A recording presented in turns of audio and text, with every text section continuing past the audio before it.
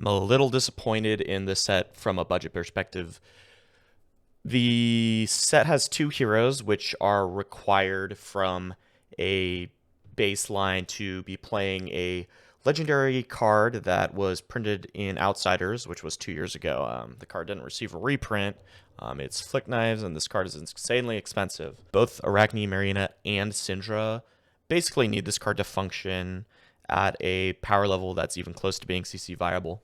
And for Arakni, that's not the only card that they really need for the CC power level, right? Obviously, there's new cards, and new cards come out in every set, and they're strong. But Arakni especially has a ton of old Assassin Majestics that you just have to buy no matter what, right? Prognosis, Bonds, Codex obviously is like too much money. Just Nick's $20 now for some reason. That's not even to mention, Shelter the Storm just got printed, and that card's going to be like an $80 Majestic that goes in every single deck. So let's just make sure that I'm putting these decks out there with a caveat that they're not going to be close to CC power level, but these will be budget decks that you can build for basically nothing, that you can bring to your armory, have fun with, get to know the heroes, and then maybe you can think about upgrading over time. Looking at the deck list I've built for Arakni, we're playing 18 blues because we are planning on attacking with Hunter's Clave. Now, I know I said budget. Right now, Hunter's Clave is a $35 card. It's insanely expensive. It'll probably go down, but I don't expect it to go down by too much. I think this card will end up being somewhere between $15 and $20. So just minimum, if you're going to play Arakni Marionette, you're probably spending $40 on your two Hunter's Claves. Let's just get that out of the way now. Other than that, everything in this deck list is commons. The most expensive common is Sink Below, and the second most expensive common in the deck is Blossom of Spring. Sink Below is probably like $3 right now. Blossom of Spring is $1. Everything else you can basically get for free, especially all of the hunted cards you're going to be able to get. If you go to your LGS, they will have a bunch of boxes of just random crap that people left behind, so you'll be able to get them for sure. Let's just talk about the deck a little bit. Marionette's hero ability says if your opponent's marked, all your stealth cards get +1 and on hit go again. That's really strong, right? Ira is actually a fairly strong hero in the meta right now, and she gets +1 every turn no matter what. Marionette doesn't get +1 every turn no matter what, but Marionette can get +1 multiple times in the turn, right? So if we attack with things like Mark the Prey, while our opponent's marked, right, it's going to be a 0 for 4 on hit go again, and then on hit our next thing gets +1 as well. We can't play Flick Knives because Flick Knives is $1 million right now, but we can play Bite so that we can start flinging our daggers using the retrieve abilities. This says when this attacks a hero, you may have target dagger you control deal 1 damage to your opponent, and if damage is dealt this way, it's hit, and then you destroy the dagger. So it's a flick effect on a stealth card. So this is, a 0 for 5 on hit go again, right? Don't mind the fact that, if you have flick knives, every single card in your deck is a 0 for 5 go again on hit. But, sometimes you can't spend $200. There's a bunch of common stealth cards that are really strong. And I think one of the good things about playing Arakni on a budget is that Codex actually is not particularly strong in the deck. It's okay, right? It's a good card, right? Oftentimes it's like a 0 for 4 that draws a card and gives your opponent a frailty. But you actually really don't want to play a lot of non-stealth cards in your Marionette decks. So playing the traditional targets for Codex of Frailty like Command and Conquer, Leave No Witnesses, they're actually a lot less powerful in that deck than they are in New, right? In New, all of her reacts, for some reason, target anything assassin. So those cards are stronger in the New deck, whereas in this deck, we're trying to target stealth attacks and daggers. So it's a little more synergistic to not be playing those cards. We are playing 3 copies of Up, Sticks, and Run. We don't play that many flick effects, so it's okay to not have that many we don't play that many flick effects, so it's okay to not have that many copies of retrieve cards. But we are playing Up, Sticks, and Run just because the card is really strong on base. We're running Cut from the Same Cloth just because it's a 0 for 4 go again. This deck is trying to output damage, trying to play on the more aggro side of things. So we like the 0 for 4s. All the stealth cards are also kind of 0 for 4s. Right. One of the more important cards is Reaper's Call, right? You might think that discarding Reaper's Call to mark your opponent is kind of going down a card. And yeah, I guess kind of it is. But note that whenever you play a stealth card and discard a Reaper's Call, you are getting the +1 from the Marionette ability. So every time you discard Reaper's Call in the reaction step when your opponent blocks 3 on a stealth card, it's kind of like a reaction that gives +1 and go again on hit, which is actually fairly strong for a 0-cost reaction. So we're playing 6 copies of it, and you shouldn't be super scared of using Reaper's Call as a reaction to mark your opponent. That's the reason why we're also playing Exposed. This says if you're marked, you can't play this. Usually that's not going to matter. Sometimes it might. If you're marked, pitch to the daggers. Target attack gets +1, and mark the defending hero. So really, as a reaction, this is a 0 for 2 on hit go again, right? So this card's actually quite strong in my opinion. It doesn't see a lot of play because it actually doesn't synergize with Marionette's flips, but on a budget, 0 for 2 on hit go again is strong. We are playing 2 sides of the blade, and in my opinion, this card's really important for the deck. We want to make sure that we can play multiple cards with stealth per turn that are marked, right? And this card allows us to do that, and it also allows us to make sure that we're hitting our opponent with our stealth cards so that we can get the go again.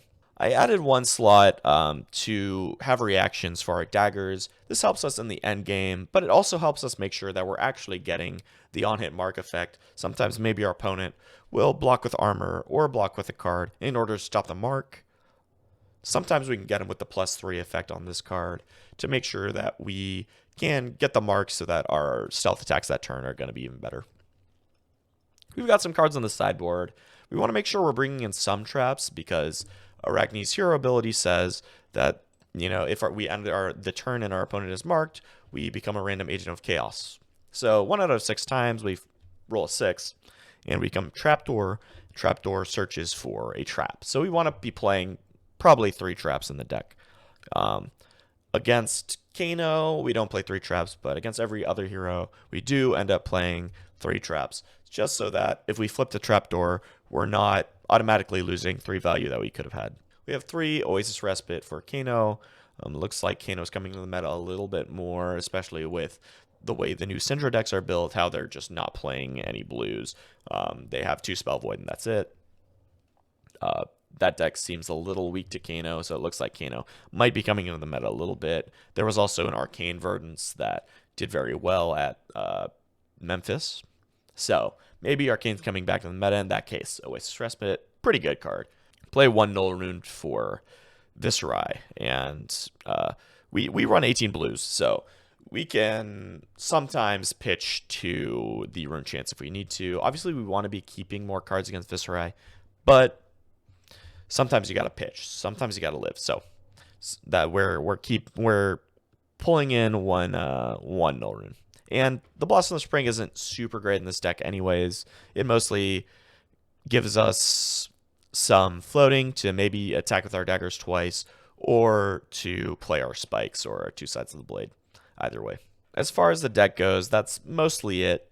We want to make sure we're using Danger Digits on a turn where it's really impactful. Maybe we have got a read or we've looked in our opponent's graveyard, they've used all of their defense reactions, and now Danger Digits is going to allow us to always hit with our stealth card. So we want to make sure we're using that at inappropriate times. I have Mask of Shifting Perspectives in here mostly because it's block 1, but sometimes if we really need to and our opponent left us with a 5-card hand that basically does nothing, well, we can use the Mask of Shifting Perspectives to try and fish for some better cards in our deck. Obviously, Snapdragon Scalers is great because if our opponent blocks out our attack, we can sometimes just give it go again if we really want to make sure we're playing the second card. The great thing about this budget deck is that it does have some interaction, whereas like almost any other budget deck is just not going to have interaction with our opponent. Mark at the Funnel Web. If our opponent's marked, banish a card in their arsenal. Mark of the Black Widow. If our opponent's marked, banish a card from their hand. These are both great effects. Obviously, the fully kitted out Arakni decks are going to have a bunch more cards that'll do similar things, but we do have access to that in this deck, and I really think that this budget Arakni deck does a good job of showing you what the Arakni deck is going to play like when you have the entire deck kitted out.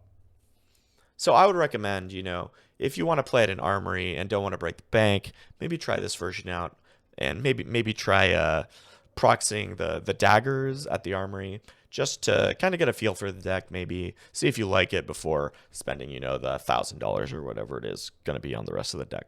Moving on to Syndra, this is another hero that has the same issues as Arakni, where you have to play Flick Knives. Flick Knives basically runs the whole deck. Mask Momentum also, just crazy card. So you need both of those to play Syndra at a level even close to CC, as well as the Blood Spatter Vest, which is significantly more important in this deck than it is in Arakni. The combination of Flick Knives plus Splattered Vest plus Mask Momentum allows you to create crazy turns, especially playing one cost off of zero pitch, stuff like that. Also, Ignite is a card that just really allows you to play a lot more one cost without having to pitch at all. So there's a lot of issues with trying to run the exact build of Syndra that we saw Yuki Lee Bender and Brody Spurlock bring to Memphis. So I tried to bring the spirit of this deck into my budget build, but obviously it's not going to be exactly the same. This deck does play 9 blues. I decided that we wanted a blue maybe once every other turn. We don't have that many 1-costs in the list. We have the Art of the Dragon Fire, which is a 1-cost 5 attack. When this stacks, if it's Draconic, deal 2 damage to any target. And the Dragon Power, which is basically the same. 1-cost 4 attack. When this attacks, if it's Draconic, a +3. We're going to be making some fealty throughout the game, or using the brand with Cinderclaw to turn these Draconic so that they can be 1-for-7s. Obviously 1-for-7. Pretty strong. We don't have Flick Knives to be able to interact with our hero ability as much as we want to, but we do have some effects that allow us to break our daggers, right? Burning Blade Dance is one of them. We are playing Snapdragon Scalers in this deck, which is a blessing and a curse, right? It allows us to play Snatch, which is obviously a good card. And it's significantly better with Snapdragon Scalers, but Compounding Anger, which is the new Lava Burst, doesn't have Go Again in this deck with the new Legendary feat. As for the blues, I decided blue brand with Cinderclaw, blue Dragon Power, and Energy Potion were the blues to play. I especially like Energy Potion because there will be a lot of turns where you go like 0-for-3, 0-for-4, 0-for-3, Energy Potion. And your opponent was expecting, they were going to attack with another card. They might have wanted to block the last attack, and instead you played an Energy Potion, and they looked at their hand and said, I can't use this card. So you get some value there. This deck is playing Mask of the Pouncing Lynx instead of Mask of Momentum because Mask of Momentum is really expensive.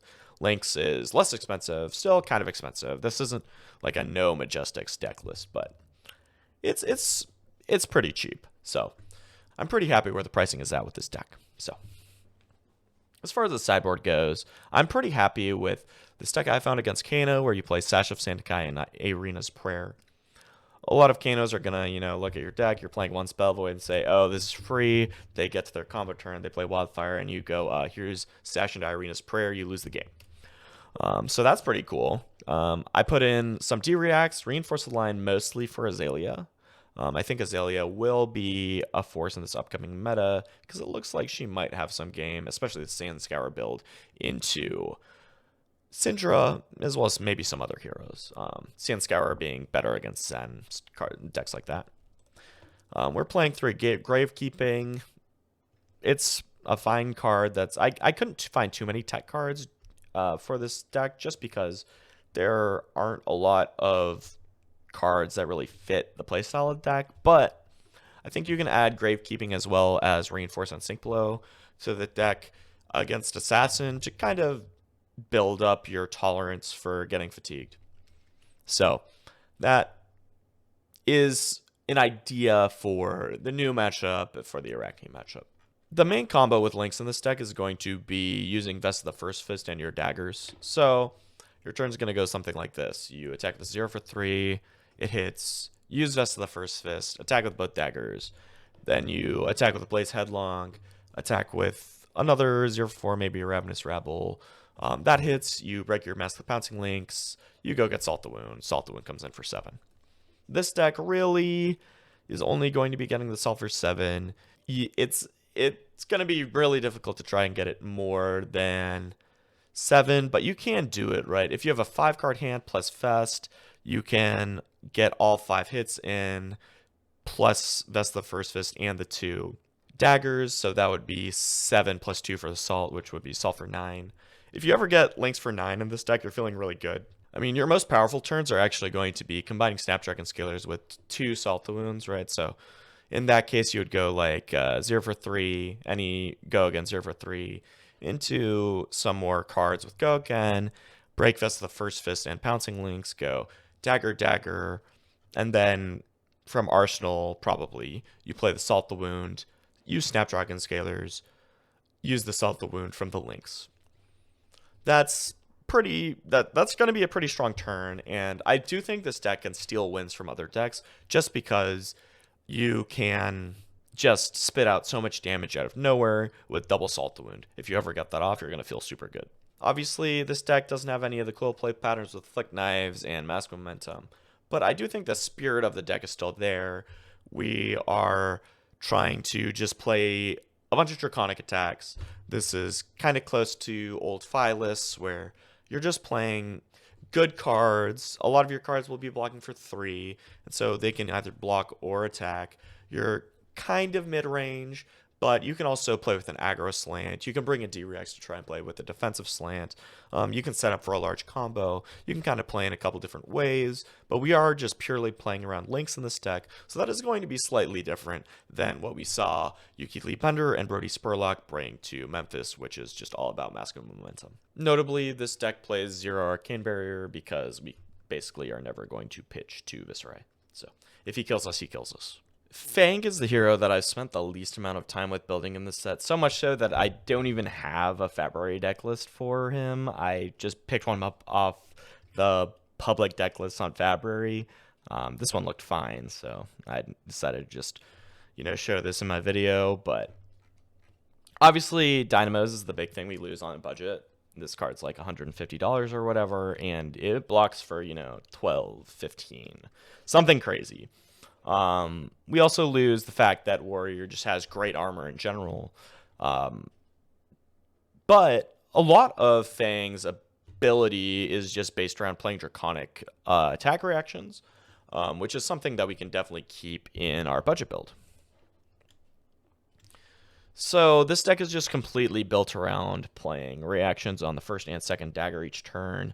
I decided to play only yellows, which was something I saw on the stream at Memphis, which I was kind of interested in. I am playing 0 1 costs in this deck, and the yellows. So you can pitch a yellow for the first dagger, play your 0 cost react, use the one floating for the second dagger, and then play your second react.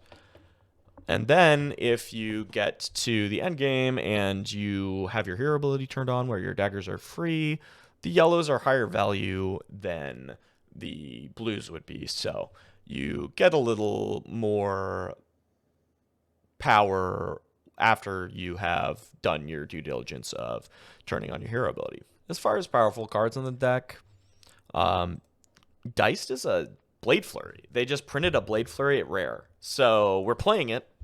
It seems insane. We're playing it. As anything else, I put in Snatch in this deck because I kind of liked having an Ender on a 5-card hand.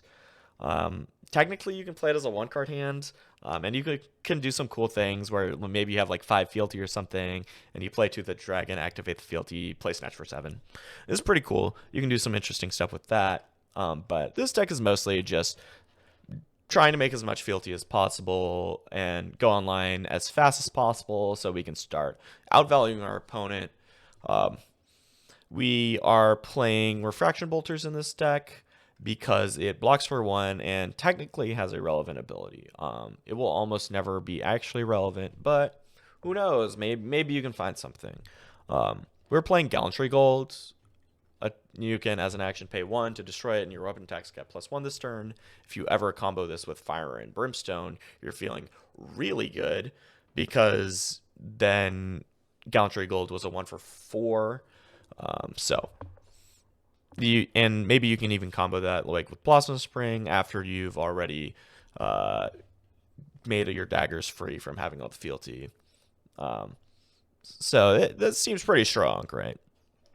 I do like yellow Sink Below in this deck just because you're so required to have the necessary amount of Draconic Chain Links or Draconic Attack Reacts that if you ever don't draw it, you're screwed. So Sink Below allows us to get out of that situations ever so often. So I do like it at yellow. We have one on the sideboard, and the Sinks and Fates are in all of the sideboards for all my budget decks, just because they're way too strong. The fact that they printed Shelter in the set we have Oasis Respite. Try and not lose a Kano. You're gonna lose to Kano anyways. No AB. We're conceding to Viserai.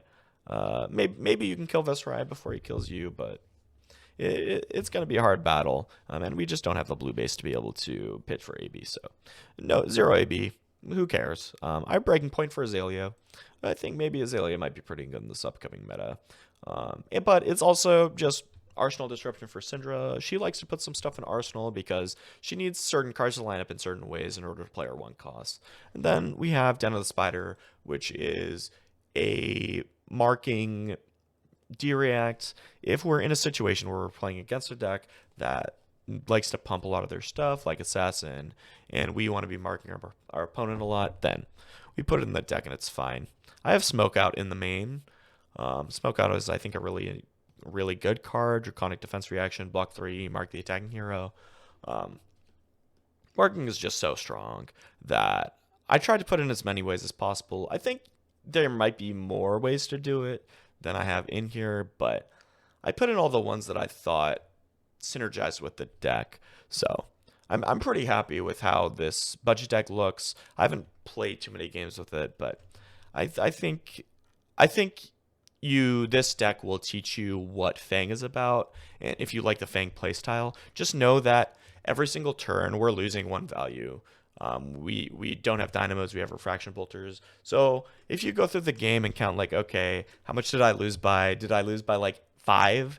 And if I lost by 5, then I'm actually feeling really good because dynamos would have blocked for like 10 this game minimum. And then we're also losing, like 6 value on our equipment from blocking. So you will feel the power level difference between this and like a more tuned version. But try and keep that in mind. Think like, okay, if I had the armor pieces, how much would I be losing by? But really, you want to make sure that the playstyle of Fang is something that you're going to enjoy before you commit to spending $150 on dynamos, $50 on grains, $60 on the Kabuto, and $50 on the Brave Forge Bracers. And that's not even counting the Majestics in this deck. Although I actually think maybe the Majestics that are in the deck are not going to be as expensive for Fang. It looks like Fang's going to be the least popular hero from this set. So maybe this will be the most budget out of all of them. It also doesn't seem like he wants to be playing cards like Command and Conquer, stuff like that. So I'm pretty happy with how this deck looks in comparison to the CC deck. Let me know in the comments if you have any suggestions for these decks. I don't think they're perfect, but I think they're pretty good starting places. If you opened up some Majestics from your pre-releases, then try and shove them into these decks, see where you can get them. Maybe you opened a Legendary, get it in there, see if you like how it plays. And let me know in the comments if these budget decks help you out. I do really enjoy creating them and hope that people get value out of them. So I'll see you later.